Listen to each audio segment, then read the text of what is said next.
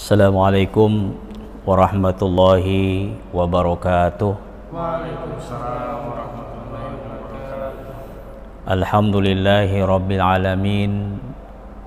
Wabihi nasta'inu ala umuri dunya waddin. Wassalatu wassalamu ala ashrafil anbiya'i wal mursalin Sayyidina wa maulana Muhammadin wa ala alihi wa sahbihi wa man tabi'ahu bi isanin ila yaumiddin, amma ba'd.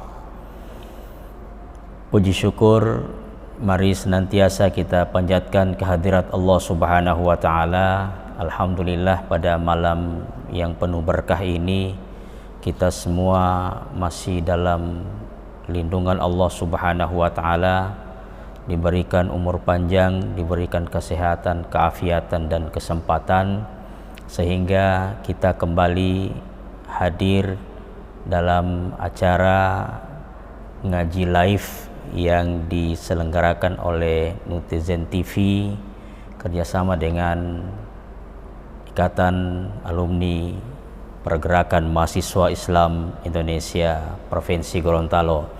Mudah-mudahan apa yang kita laksanakan ini beroleh rahmat, beroleh berkah dan ridha dari Allah Subhanahu wa taala.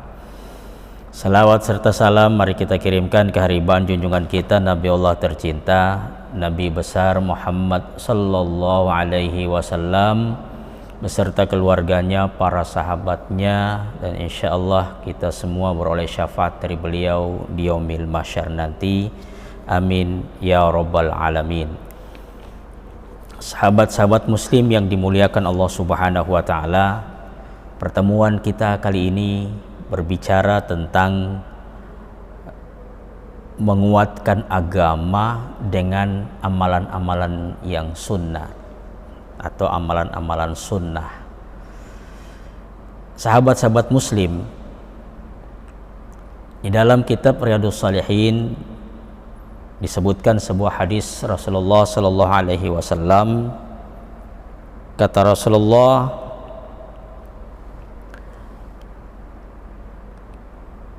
an Abi Hurairah radhiyallahu anhu anna Rasulullah sallallahu alaihi wasallam qala kullu ummati yadkhulunal jannah illa man aba.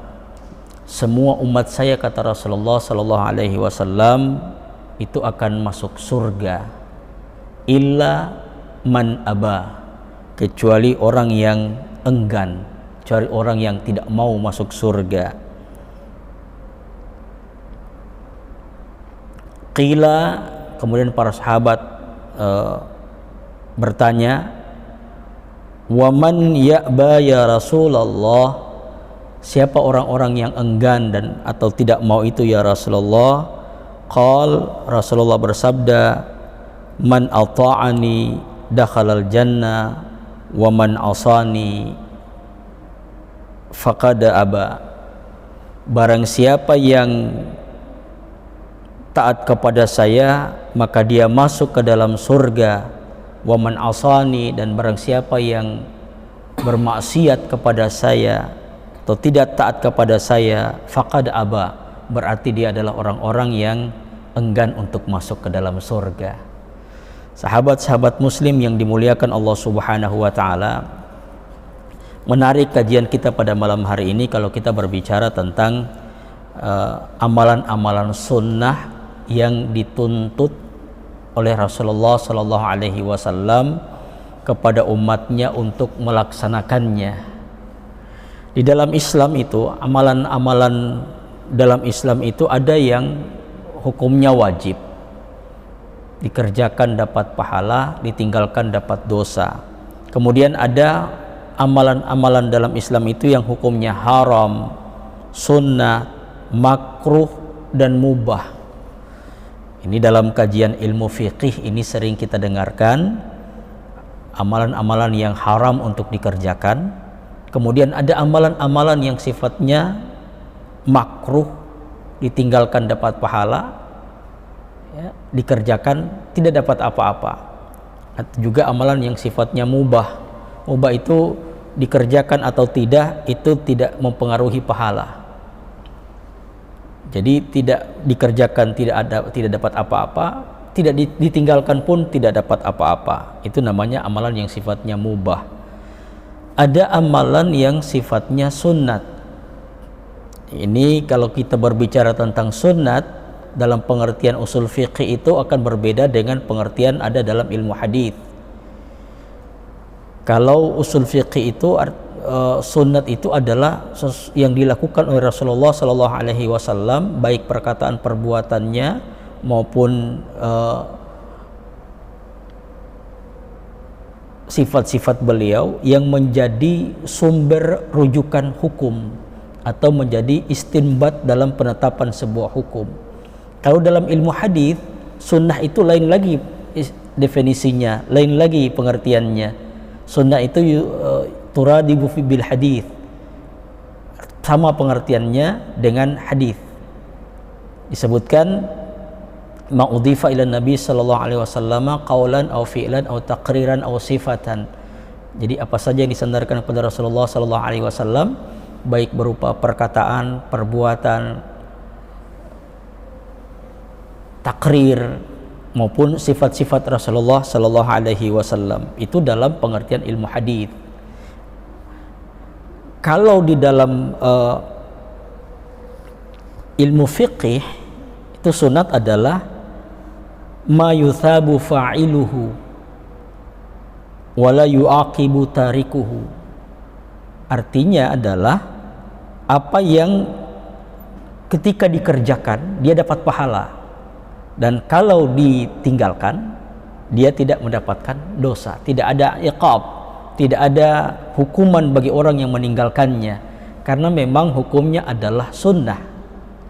Itu dalam Islam. Nah, di dalam Islam juga kita mengenal ada istilah nawafil. Ini adalah ibadah yang sifatnya nawafil, itu juga pengertiannya sama, ibadah yang sifatnya sunnah, dari kata nafilah. Dalam Al-Quran kita ada ayat dalam Al-Quran begini, Bismillahirrahmanirrahim, wa minal laili fatahajjat bihi nafilatan lak asa ayyab'atha rabbuka maqamam mahmuda. Dan pada sebagian malam bertahajudlah kalian, ya, bersalat tahajudlah sebagai ibadah tambahan. Asa ayyab'atha rabbuka maqamam mahmuda. Mudah-mudahan kalian akan dibangkitkan oleh Allah pada tempat yang tertinggi, tempat yang terpuji. Jadi nafilah itu artinya ibadah tambahan. Kalau dalam kedokteran ada yang disebut dengan suplemen, ya,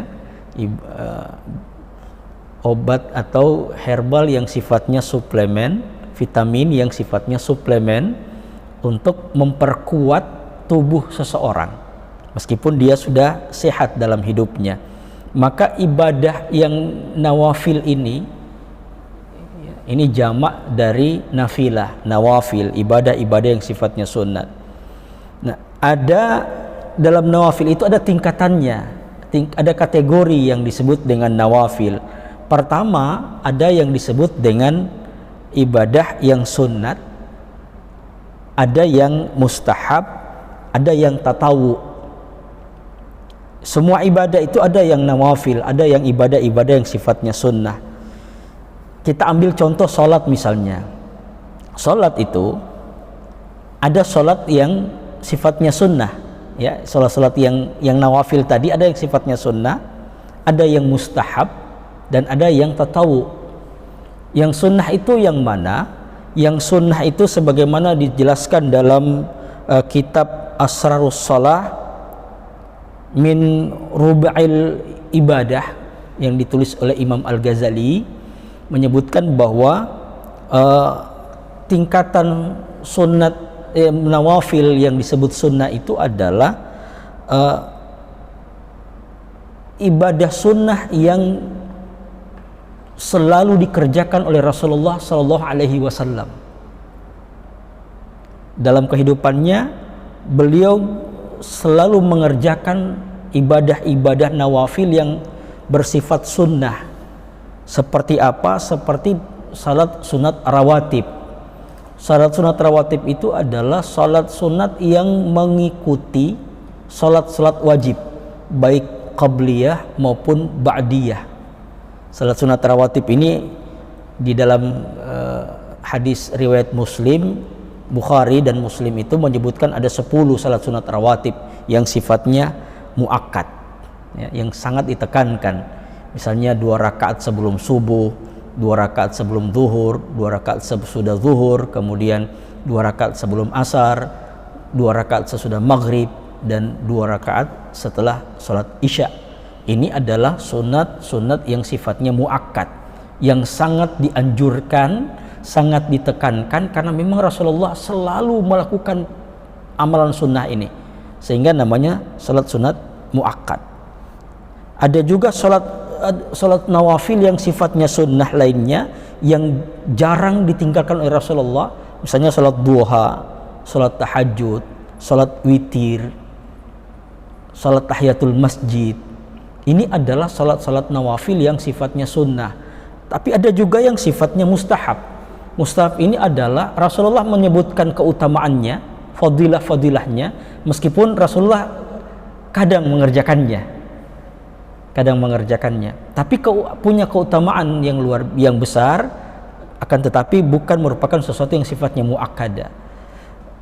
Misalnya Rasulullah ketika keluar dari rumah sholat, ya, atau sholat sebelum keluar dari rumah, atau kembali dari perjalanan, kembali di rumah lagi sholat, itu namanya yang mustahab. Dan ada lagi yang sifatnya tatawu. Tatawu ini adalah tidak ada dalilnya, baik dalam hadis maupun athar Rasulullah SAW, akan tetapi sholat ini dikerjakan oleh orang per orang. Kita bisa disebut juga dengan sholat mutlak, ya.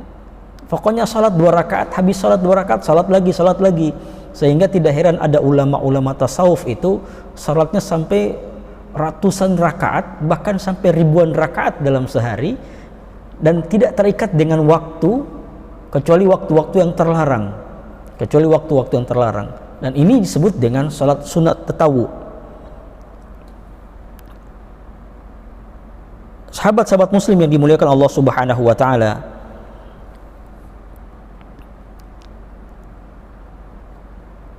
kita tidak akan berbicara lebih jauh tentang segala macam sunnah tatawu ini, ya. Di dalam ibadah selain sholat juga banyak sunnah yang ditekankan untuk kita laksanakan, baik itu dalam puasa, ya, ada sunnah yang harus dilakukan. Selain puasa wajib ada puasa sunat. Di dalam puasa juga ada sunnah yang harus yang menjadi penambah pahala kita ketika melaksanakan sunnah itu. Begitu juga dalam zakat ada yang sunnah, di haji juga ada yang sifatnya sunnah, meskipun ada yang rukun, ada yang wajib, tapi juga ada perkara-perkara yang sunnah yang dilaksanakan. Insya Allah ini akan memperkuat keagamaan seseorang sesuai dengan tema kita pada malam hari ini. Jadi sebenarnya apa sih fungsi amalan-amalan sunnah? Jadi kita berbicara fungsinya sekarang. Kalau tadi jenis-jenis ibadahnya, misalnya kita fokuskan kepada salat sunat rawatib, ya. Salat sunat rawatib itu fungsinya apa? Ada qabliyah, ada ba'diyah. Apa sebenarnya fungsinya itu? Atau ibadah-ibadah sunnah lainnya yang berkaitan dengan ibadah tapi hukumnya sunnah, dilaksanakan, ya, yuthabu fa'iluhu, dilaksanakan dapat pahala, wala yu'aqibu tarikuhu, tapi tidak diberikan iqab, tidak diberikan sanksi bagi orang yang meninggalkannya, tapi punya keutamaan yang besar. Jadi apa sebenarnya fungsi dari amalan-amalan sunnah ini? Pertama adalah memperkuat bangunan agama. Agama ini, kalau misalnya agama ini ada tiang-tiangnya, maka salat sunat itu ataupun perkara-perkara yang sifatnya sunat itu untuk memperkuat tiang, memperkuat dinding. Jadi bukan hanya sekedar tiang, bukan hanya sekedar dinding, tapi ada aksesori-aksesori lainnya yang dipasang di dinding, yang dipasang di tiang. Dalam rangka apa? Dalam rangka untuk memperkuat bangunan sebuah rumah, memperkuat sebuah bangunan, termasuk juga agama. betapa kuatnya agama yang para pengikutnya tidak hanya menjalankan kewajiban yang sifatnya wajib, ibadah yang sifatnya wajib, akan tetapi juga melaksanakan ibadah-ibadah yang sifatnya sunnah. Dan itu dilaksanakan oleh semua umat Islam maksudnya. Maka betapa hebatnya ini. Kita lihat di bulan Ramadan misalnya, betapa banyak orang yang mengamalkan sunnah, maka agama itu terlihat begitu semarak. Agama itu terlihat begitu kuat. Karena umat Islam dengan didorong oleh keinginan pribadi, niat yang mulia, niat yang baik, melaksanakan bukan hanya amalan-amalan yang wajib, akan tetapi juga melaksanakan amalan-amalan yang sunnah. Terlihat besar, terlihat benar bagaimana itu agama Islam sangat kuat ketika di bulan Ramadan. Nah, kalau ini terlihat di luar bulan-bulan Ramadan, maka kekuatan Islam itu akan nampak. Kekuatan Islam itu akan nampak. Sebagaimana juga ketika kekuatan dan kebesaran Islam itu terlihat di salat Idul Fitri dan Idul Adha. Betapa besar dan kuatnya itu Islam. Hampir di semua tempat orang melaksanakan kegiatan meskipun ibadah ini sifatnya sunnah. Yang kedua, sunnah yang dilaksanakan itu adalah dalam rangka memperindah bangunan agama. Memperindah bangunan agama. Jadi tidak hanya sekedar melaksanakan sifatnya wajib, akan tetapi keindahan agama itu, keindahan ibadah yang sifatnya wajib itu akan terlihat dari ibadah-ibadah sunnah yang mengiringinya. Jadi kalau seseorang itu melaksanakan ibadah-ibadah sunnah, itu akan terlihat indah dalam hidupnya. Ada misalnya orang yang sholat wajib di masjid. Setelah sholat wajib, dia langsung menyambung dengan sholat sunat. Di semua tempat, di seluruh penjuru yang ada di masjid itu, dengan berpencar, betapa indahnya kelihatan. Tapi kalau misalnya hanya sekedar salat wajib, kemudian setelah salat wajib langsung keluar beramai-ramai, maka keindahan itu tidak akan nampak. Itulah indahnya ibadah-ibadah yang sifatnya sunnah. Dan yang ketiga, ini yang paling penting, menambal atau menyempurnakan kekurangan ibadah yang sifatnya wajib. Ini tolong mohon diperhatikan ini. Jadi apa fungsi sunnah itu? Menambal dan menyempurnakan ibadah yang sifatnya wajib. Kalau misalnya ban yang bocor, maka kebocoran itu harus ditampal. Itu fungsi ibadah-ibadah sunnah.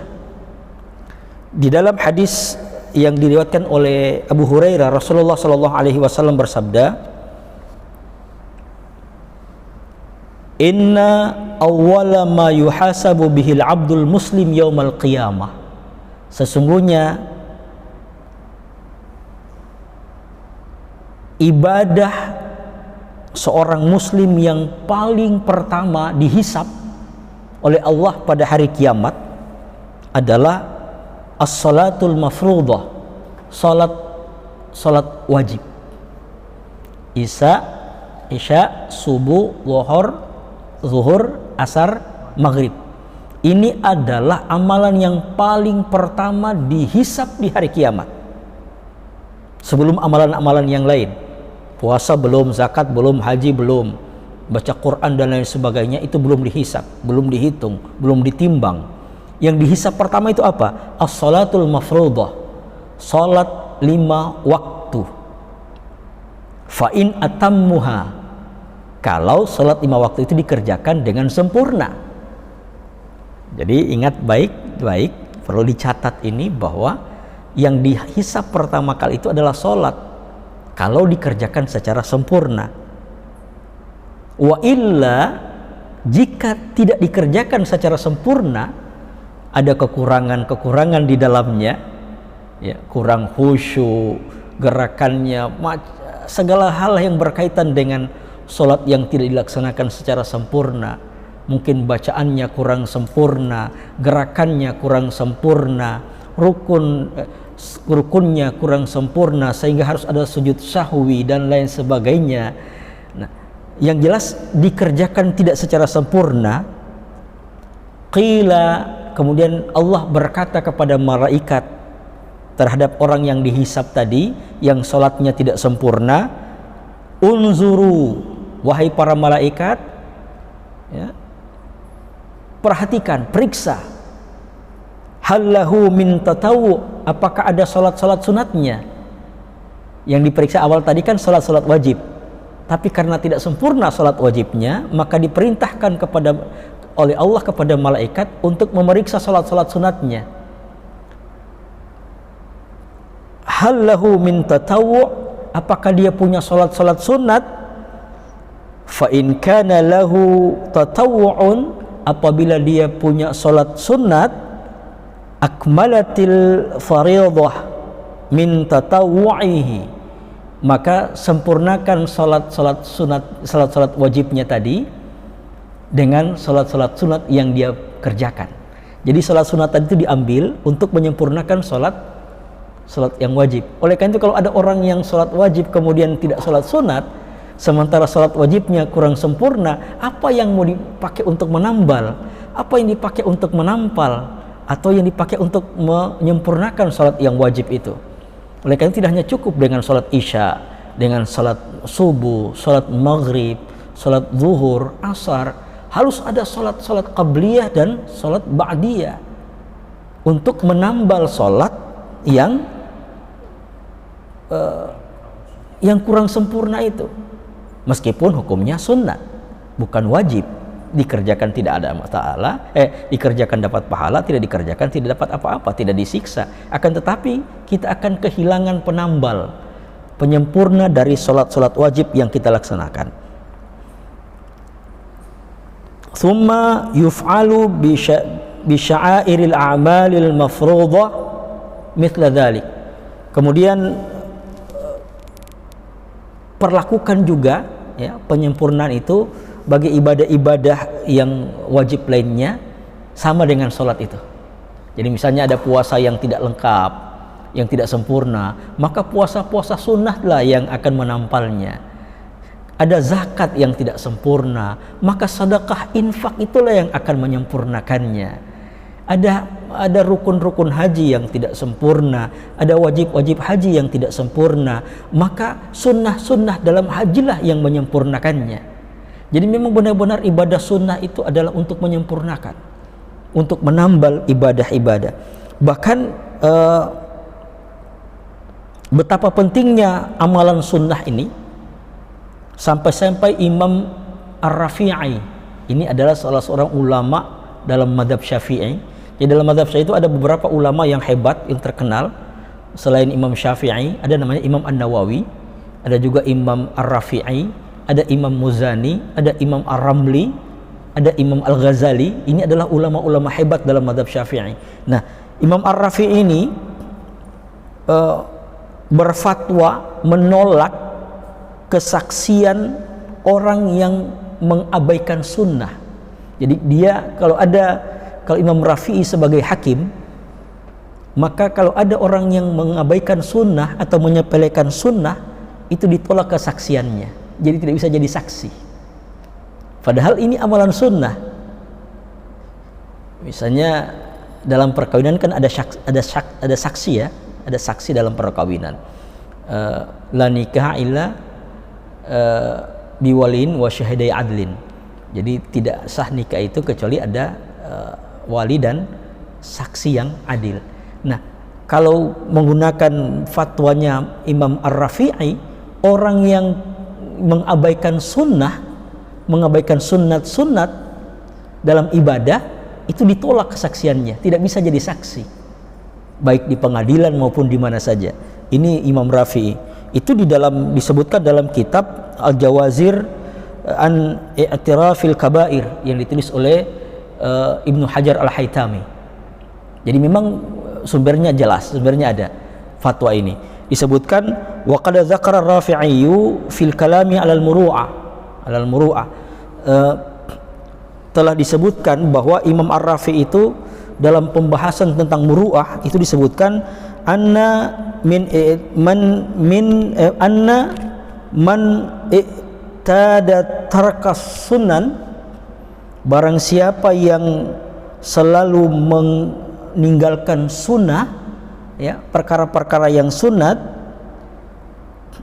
sunanir rawatib atau perkara atau salat sunat rawatib. Jadi di sini langsung disebutkan man i'tada taraka sunanir rawatib, barang siapa yang selalu meninggalkan sunnah rawatib, wa tasbihatir ruku'i was sujud, termasuk juga membaca tasbih dalam ruku dan sujud. Ini kan hukumnya sunat, tidak dibaca juga tidak apa-apa. Allahu Akbar, subhana rabbiyal azim wa bihamdi, itu tidak dibaca tidak apa-apa karena hukumnya sunat. Sami Allahu liman hamida, Allahu Akbar, subhana rabbiyal a'la wa bihamdi, itu tidak dibaca tidak apa-apa karena hukumnya sunat. Tapi Imam Rafi mengatakan siapa yang selalu meninggalkan salat sunat rawatib, kemudian meninggalkan tasbih pada ruku dan sujud, ruddat syahadatuhu. Di sini disebutkan ruddat syahadatuhu, ditolak kesaksiannya. Wah, ini kan fatwa ya, namanya fatwa itu karena memang betapa pentingnya ini sunnah dalam pandangan para ulama. Jadi ruddat syahadatuhu, ditolak kesaksiannya, litahawunihi bisunan. Kenapa ditolak?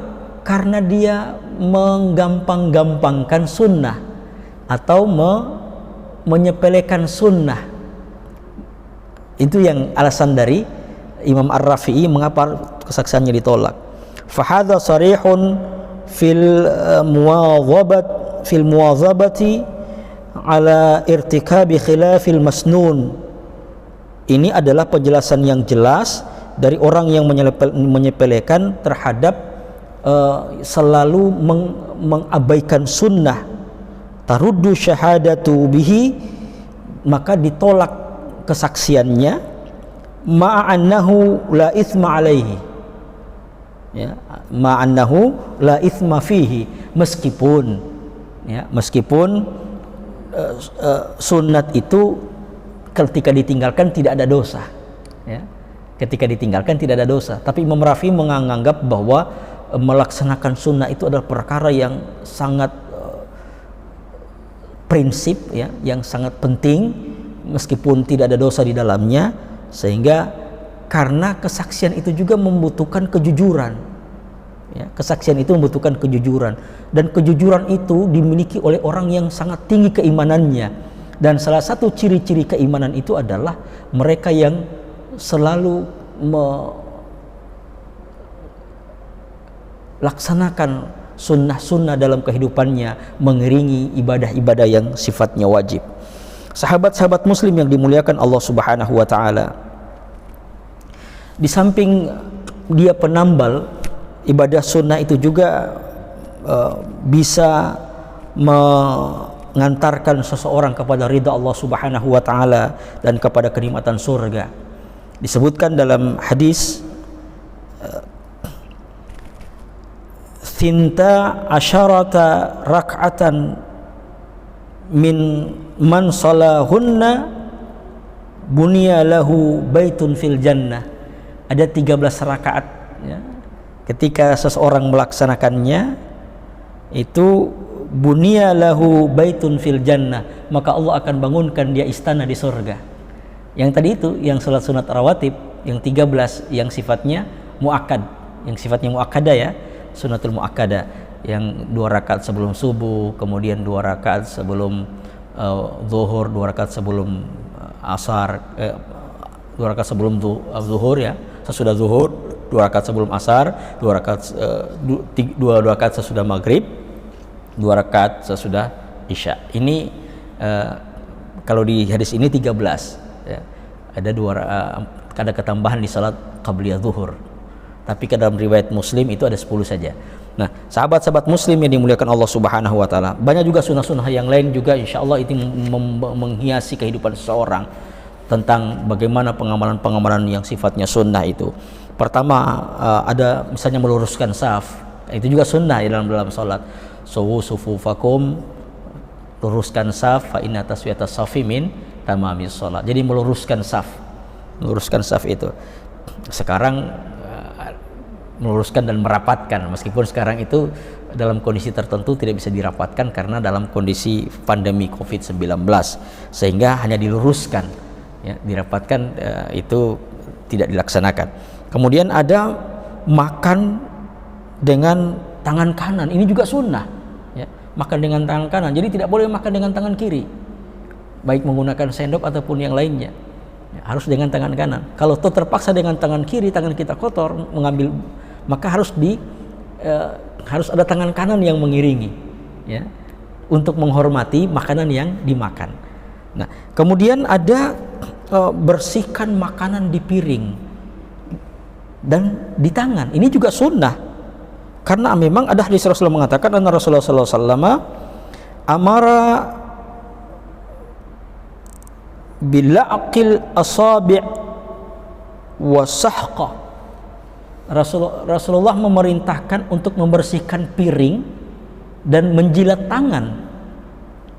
Jadi membersihkan piring dan membersihkan tangan, menjilat tangan. Wa qala innakum la tadruna fi ayyihil barakah, karena kamu tidak tahu di mana dari sisa makanan itu yang ada berkahnya. Habib Idrus bin Salim Al-Jufri itu muassasul khairat, pendiri Al-Khairat, itu kebiasaan beliau selalu menjilat tangannya ketika selesai makan.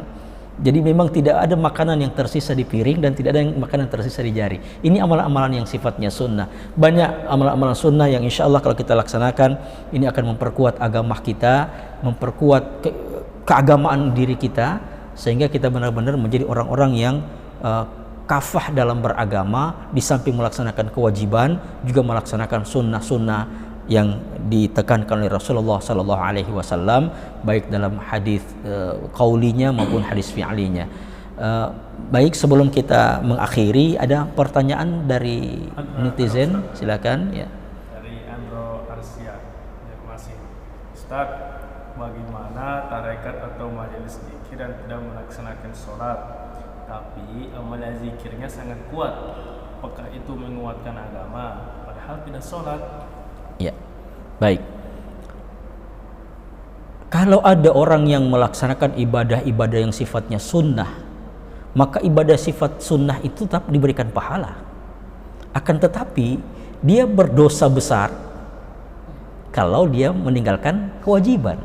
Jadi kalau dibuat perbandingan secara matematika, ya, ini menggunakan logika, ya.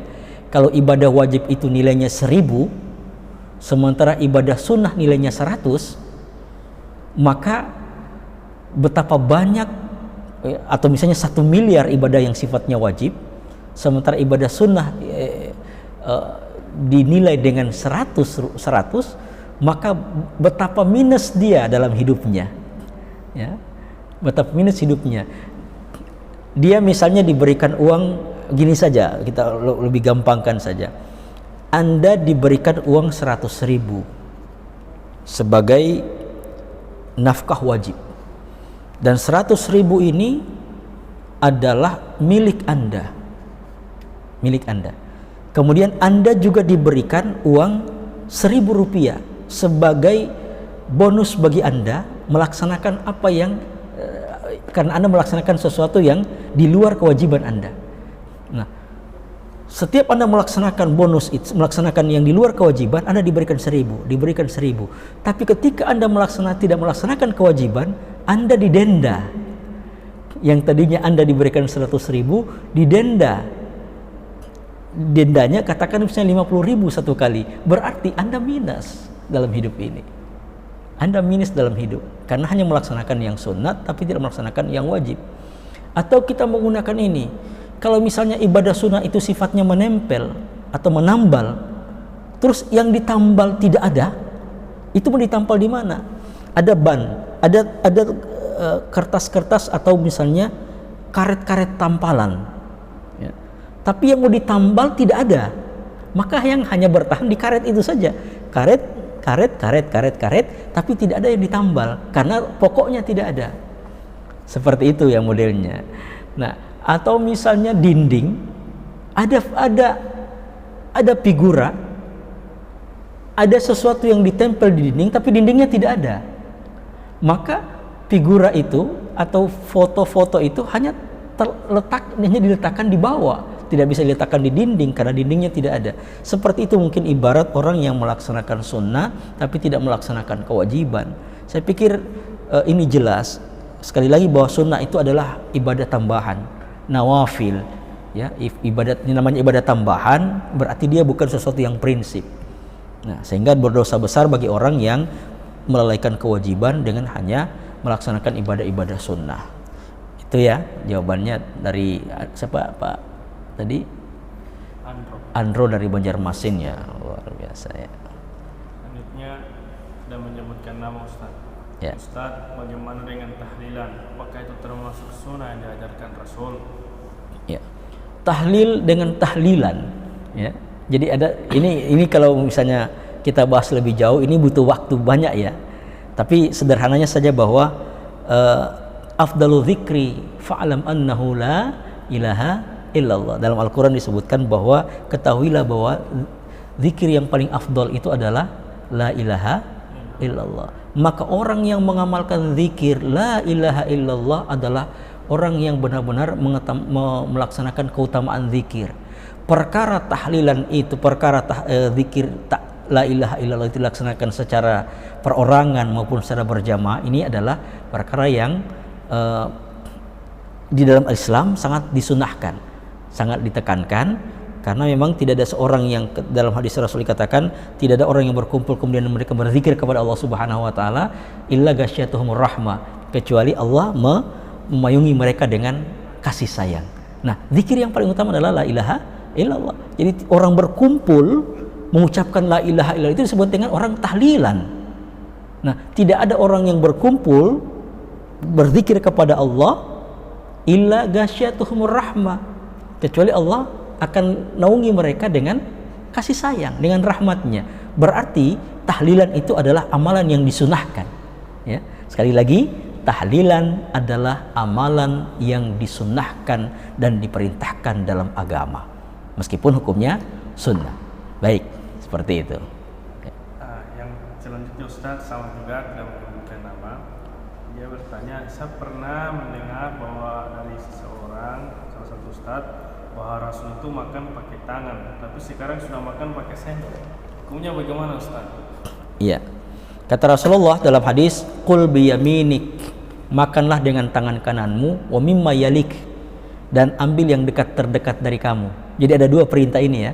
Samillah, kata Rasulullah, samillah, bacalah bismillah ketika makan. Qul biyaminik, makan dengan tangan kananmu, dan ambil yang dekat denganmu, jangan ambil yang jauh-jauh ya, karena itu di samping juga adab, galil adab ya, kurang adab juga memang kita menganggap bahwa tidak mensyukuri atau apa yang ada di depan kita. Nah, makan dengan tangan kanan ini memang sesuatu yang baik karena di tangan ini ternyata ada bakteri yang bisa menghancurkan makanan ya dengan cepat, dan itu Rasulullah menggunakan. Nah, bukan berarti Rasulullah mau makan dengan tangan kemudian dengan sendok juga tidak ada masalah, bukan berarti ada larangan. Akan tetapi yang paling sunnah itu adalah makan dengan tangan. Tetapi harus lihat juga kondisi, karena ada juga makanan yang tidak bisa dimakan dengan tangan ya. Atau misalnya di luar negeri, di Jepang, Muslim Jepang itu makan dengan sumpit, iya kan? Nah, bukan berarti mereka tidak mengamalkan sunnah. Sunnah itu dengan tangan kanan ya, sunnah dengan tangan kanan. Apakah dengan tangan secara langsung ataupun dengan menggunakan media, yang jelas pakai tangan kanan, karena hadisnya adalah kul biyaminik, makan dengan tangan kananmu. Ini kalau misalnya kita menggunakan pemahaman lebih jauh, berarti media tangan kanan. Apakah ada alat di tangan kita atau tidak, itu tidak ada masalah. Memakai sarung tangan, memakai sendok, memakai sumpit, memakai sedotan dan sebagainya, jadi nggak ada masalah. Yang penting tangannya, yang penting tangan ya. Itu kul biyaminik, maka dengan tangan kanan. Nah, baik, saya pikir itu. Jadi sunnahnya makan dengan tangan kanan ya, sunnahnya dengan makan tangan kanan, baik langsung maupun dengan tidak langsung. Ya, mungkin ada lagi. Terakhir Ustaz. Ya, silakan. Tidak menyebutkan nama Ustaz, ini di luar dari tema. Ustaz mau menjawab atau tidak apa-apa. Boleh Ustaz. Boleh, silakan. Pertanyaannya, bagaimana pendapat Ustaz pribadi tentang Menteri Agama yang mengucapkan selamat kepada agama Bahai? Baik.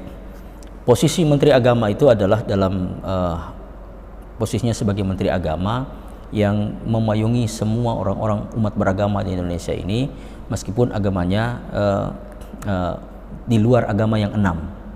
Karena memang ada undang-undang yang menyebutkan juga bahwa di luar agama yang 6 ini ada aliran-aliran kepercayaan dan ada agama-agama yang lain yang juga berhak hidup di Indonesia dan juga harus mendapatkan pelayanan. Nah, ketika misalnya Menteri Agama mengucapkan selamat hari raya buat mereka, itu artinya dalam koridor kebangsaan. Koridor kebangsaan, bukan dalam koridor keagamaan. Sekali lagi, bukan dalam perspektif agama, tetapi dalam hal pelayanan terhadap nilai-nilai kebangsaan, di mana semua umat ini berhak untuk mendapatkan perhatian dari pemerintah, termasuk oleh Menteri Agama.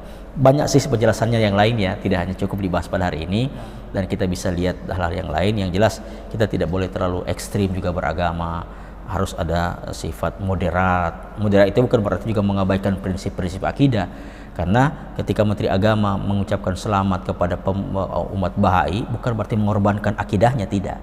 Jadi moderasi ini dalam arti bahwa memberikan keluasan, toleransi kepada umat-umat yang lain meskipun agamanya di luar agama yang 6 yang diakui di Indonesia secara diakui di Indonesia. Saya pikir itu ya. Ada agama Kaharingan, ada agama Sunda Wiwitan, ada agama itu Bahai, ada agama Tolotong di Makassar. Pokoknya ada banyak agama yang di luar agama yang 6 ada di Indonesia ini, yang mereka juga punya umat, ya, punya umat. Dan Menteri Agama itu ya, dia tidak melihat itu agama diakui atau tidak diakui. Yang jelas adalah mereka adalah umat yang perlu juga mendapatkan perhatian secara kebangsaan. Saya pikir ini ya jawaban yang mungkin yang kita bisa terima ya. Kita tidak bicara masalah akidah sekarang. Makasih ya. Saya pikir itu saja ya, mudah-mudahan pertemuan kita kali ini beroleh rahmat, beroleh ridha dari Allah Subhanahu wa taala. Segala kelebihan itu datangnya dari Allah dan kekurangannya datangnya dari kami pribadi sebagai manusia biasa. Demikian, terima kasih atas segala perhatian. Mohon maaf atas segala kesalahan dan kekhilafan. Hadanallahu wa iyyakum ajmain. Wallahul musta'an, wallahul muwafiq ila aqwamit thoriq. Wassalamualaikum warahmatullahi wabarakatuh.